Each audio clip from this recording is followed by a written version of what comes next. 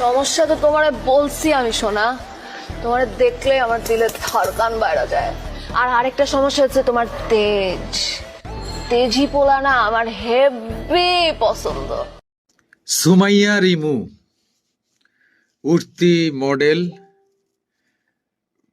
আমাদের makeup man যে ছিলেন আমাদেরই ছোট ভাই মানিকের বউ।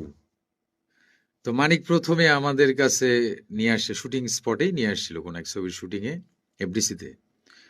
তো তখন হলো মানিককে বলেছিলাম, বউ তো দেখতে সুন্দর, ও আবার মিডিয়াতে কাজ করাবে। আমি কই, যার তার কাছে নিয়ে যাস না বেটা, বউ ভাইগে যাইবো। কারণ মেয়েটা দেখতে সুন্দর তো। আর যদি কাজ করাস, আমরা যারা তোর পরিচিত আছি তাদেরকে কাজ করাস, তাও বেঁচে যাবি, কারণ আমরা তো ভাই ব্রাদার। এই মেয়েটা কিন্তু শাকিব খানকে নিয়ে অনেক, শাকিব খান 3 নাম্বার বউ হবে, মানে একটু ভাইরাল হওয়ার খুব ইয়ে। আবার মেকআপ কে করাইতো? মানিক নিজে। মানিক কিন্তু ভালো মেকআপ ম্যান, ওই কিভাবে কত সুন্দর করা যায়।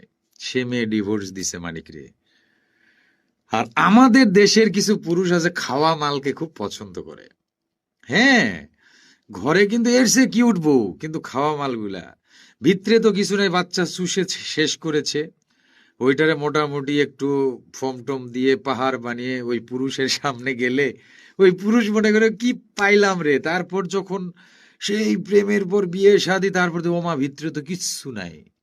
তখন আবার ওখান থেকে ঝড়, এখানেও আর যাইতে পারে না। এও তো ততক্ষণ আরেকটা নিয়ে আসছে, এখন ওরেও পায় না, এরেও পায় না। ভাই রে ভাই, মিডিয়াতে যারাই আসে তারাই কেন জানি পাগল হয়ে যায়। এখানে ভাই সব রঙিন। এই রঙিনে আমি বলছিলাম, যদি মিডিয়াতে তুই চাউর করিস তোর বউরে পাবি না। পায় নাই, গেছে গা, পাখি উড়াল দিছে।